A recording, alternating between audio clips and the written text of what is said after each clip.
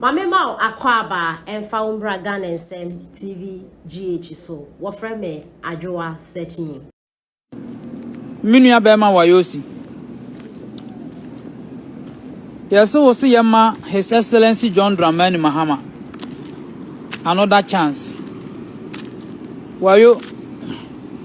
politics obia obabia o kire na dwene ko. Se wo ye NDC ni nkire se wafom kwan ana why mistake Debbie. Me oba me fear especially me papa side NDC for those chen MPP. Sabi no nkire se sabi omunim ni omoye ni ono openo no na wayo tie me unua ajako meka ne se wo bra pani okodi MPP akidi onyaaye me kwaku abua minim tie okọ Akuffo ado hokọ ka kire ne se odanase bebre se free secondary school policy a ne dana no se obeba ama nwisia ni nyanka a sabi sikasam nti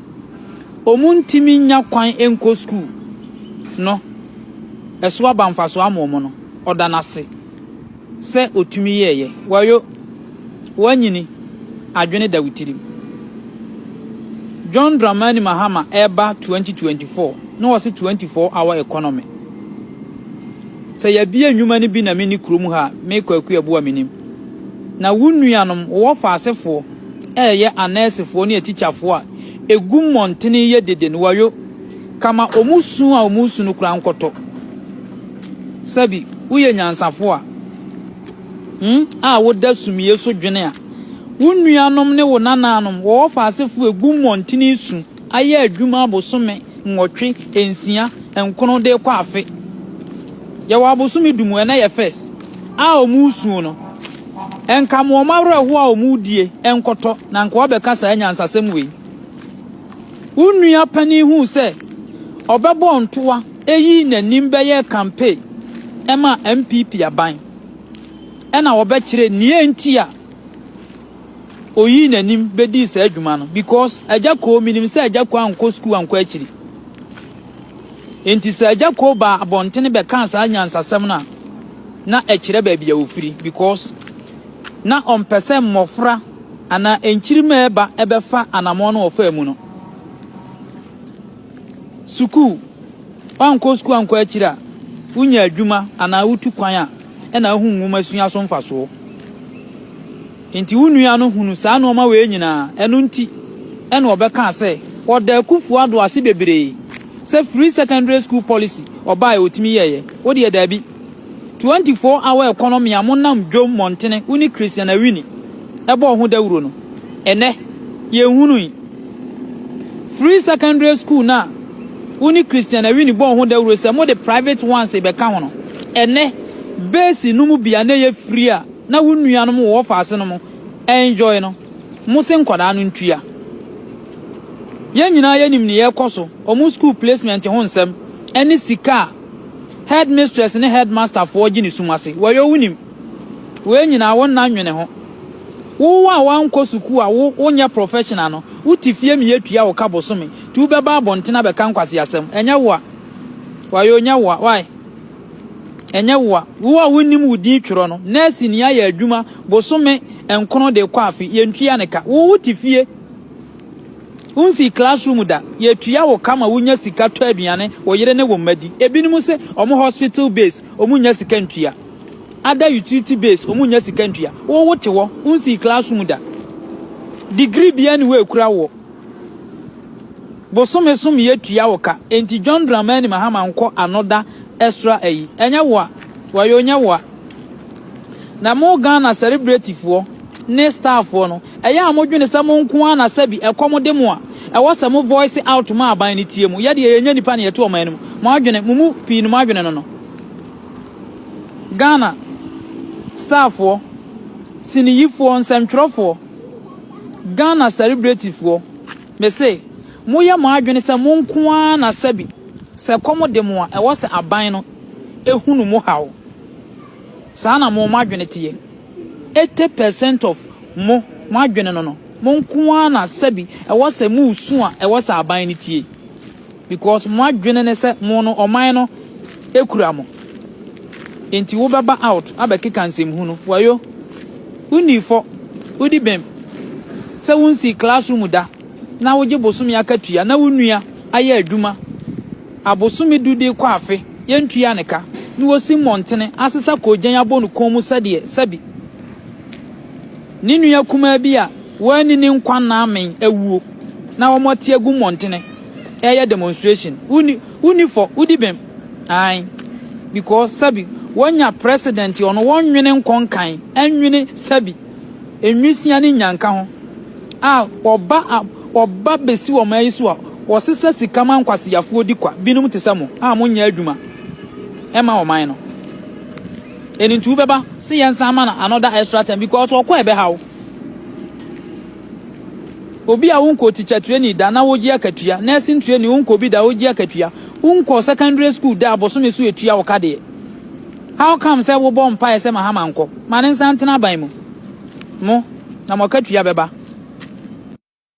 me se mi obi kun na me di akire mane hwe me made me mako school papa maame Wayoosi apaache yenye wudeni wuyo twan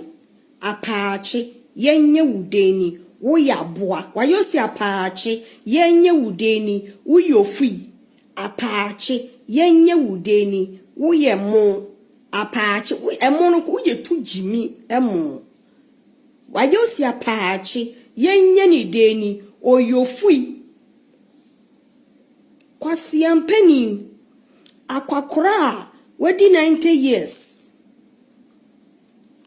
abatan su anka me se oba beka anyansa sembi so wo bibi kakra kire his excellency oba beka kire se abatan su se o se de odi nkwala na kototo eyi achiri eye day students no omkokwe day students no ompe bibi nyamfa ho no ene de wo nwene ho wo se sen wo se Ghana bo se jo mama mamu no efe wa hu into onsa made 4 years Ofui Wayoosi unhu se fie wate unhu se fie se nyame aye wadom no ama o second chance apply wisdom fanyansa kasa fanyansa ekasa Ghana voka chiro se jo mama mamu efe da ben enti onsa metena so another 4 years in count. Was it there over 2 hand, 2 there, 2 third, so 2 unicasity. We are quasi and penny. When you need, and 2 casani answer. A quetiana yo. A quetiana yo answer.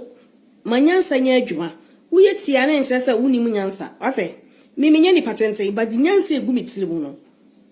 Made a swallow come bebu. John mama mamu we wo bui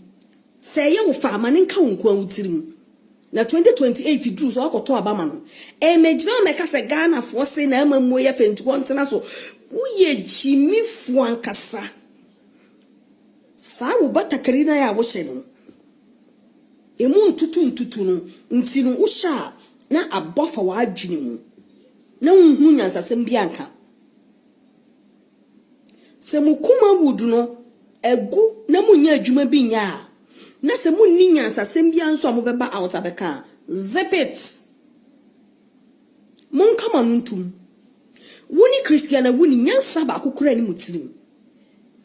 sana Christiana woni begina ayi simpie so ye na free SHS na de ba ye no enye ana abatan bi ni mo so omadwumu ha no mutie no ene abatan mu na musu no eno kwa ye nka ho asem nwieye wo be kasma mayetia wo Wayoosi say your mama and say medi for another 4 years nka ho 1 year kura wonya ye hunu ye ho ano 1 year kura wonya ye hunu ye ho ano your mama be within 9 months unim how many times I want to fuel unim how many times I want to electricity mu Ghana for ye na mamu efe wakoma speech wa mani ye ubetimi akamfo no Mimi MPP ni now so oma sa speech no US UN conference we no me ankasa make say oh for the first time your mama aya ade amani aso into the speech no come in aso wani a papa ubetimi abona baso Ghana fo ahin na tie burochire Ghana fo ahin ene gu aburochire compare Ghana fo gu aburochire ni ye egu Ghana ha say balance equation na hwe get your man mu ye bre pen ho asem nka mo de kakra de be mo di nti jimi mo nwene the masses no ho mo nwene ni padodo no ho kakra ye de be mo wadi jama uhia duro nti u be ka bibi na wa be mo skana de akoto aduro hu ujimi joma mamuo etese fie efie no kwa ye understatement won't say bro funti make understatement kwa won't yase joma mamuo etese fie na fie no kwa ye understatement say mi wo bibi a ebe ye metimidi esi efie no ano a ebe buru so a enka meka amamo tantantan we joma mabu yeni option yeni because onipa ne de wo ye de wo to wo ma ne betena so say kimwa 4 years no wo ye de a obetwa usu moja kro obetwa ade se ye sa akoto aba foforo na ne wo to aba tia na wato atia no na me kada for wanu twitwiri fom Wayoosi for wanu twitwiri fom se joma mamu efe enti o tu ni twase enti onye den enti on san ko second term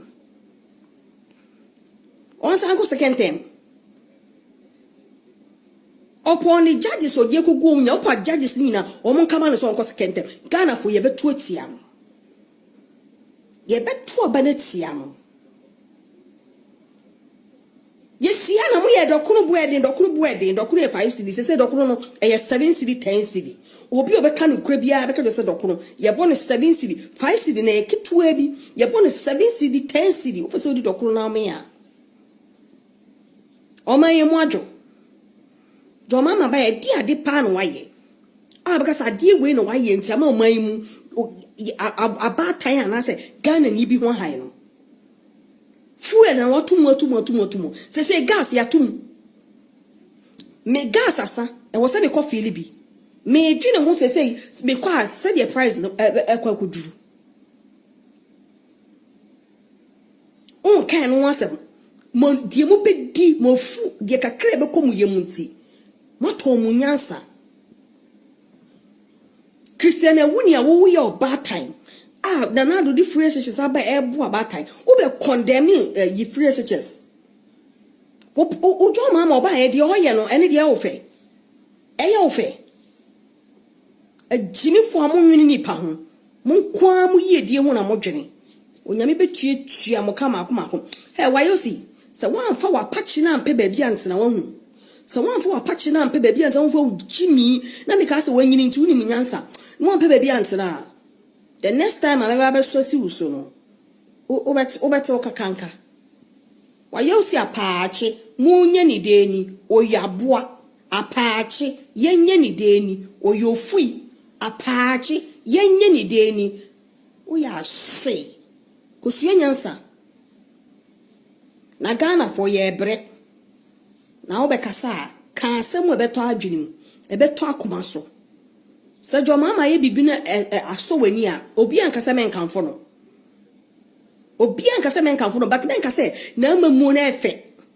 na Ghana for pese o sa bebi su bie wa bo wodam aboa na bew wan na kire o sa kasa no wan na kire o sa Ghana for ye ho aton e di ade na jo mama ba ya wa ye Ghana for ye ho aton so what to fuel muani so what to electricity muani so what to gas muani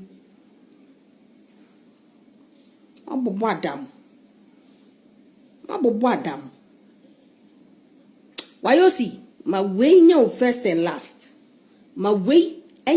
last jina wo yare ye ho jina ya ma me no mo abatan na yesi ye de mo ma akoto today na mompe na mo pesa mo do o mo koboda yasi bi tua 5,000 10,000 15,000 aban papa aba suku papa aba ade na musu mu wura fi Christian Awini mo nkwaji sika won ho e ya wo kira mo ba bi a mo ntoma banko no Christian Awini mo nkwaji sika won ho ai minim sasabi enipa sa nipa a wanko suku enipa wono wanko suku atwere nwoma ma obi koto nipa asabi wantena classroom da no se watwere nwoma na nipa di akire kopa nwoma nato Christian Awini no wansi classroom da ka kire mo say free secondary school a eba ma asabi enwisia ni nyanka no mu bia na wo mawofu ni sika na wo mo daache esei no aban dunfo bi ba ye nhyehyɛ ya ma sankora ne daache ba mu no enye no sa nipa wei etimi ka kire mo ba bia mo ntoma ba enko ene yasi mu tua 5,000 10,000 monko na Christian Awini ma musika why Ghana movie actor monko no ma musika ai Kumawood actor monko jisika why na monfa nkotua ya titi mo ono ya titi wei samtwira ni wei sabi me maame kro no kwotena dwuma ton momone na appearance ne na ho fasuo kura ehye nkuna chen wei saa oba wei TV so no oye dede kire mo modi ya kire Captain Smart no mu ye dede kire mo twini Jonas no ohene baboama Kevin Taylor no eye dede amutie mo ho awieye awurade efi na ekro mehwe me nyame som ye sa nipa bia wode ne ho tu nyame so bia nyankopon nye hwamodie nyankopon Akuffo Addo nyankopon wote ase wo nai nyame ne ba wo miya nyankopon mese mo nai mu ye nyame a mo ni kro twa wisia egusu 24/7 ehwe nipa mo wiye ye na aba no aban papa ebeba ama suku papa aba ene mo hu ne yandisi fo de ayemo mo hu no kwan o mode mo namu yes mohunu kwan wenu munti ena na proprietors ni school headmistress ni headmaster fo esu wei sa kro no wei anu omo pa ba time fo abo omunti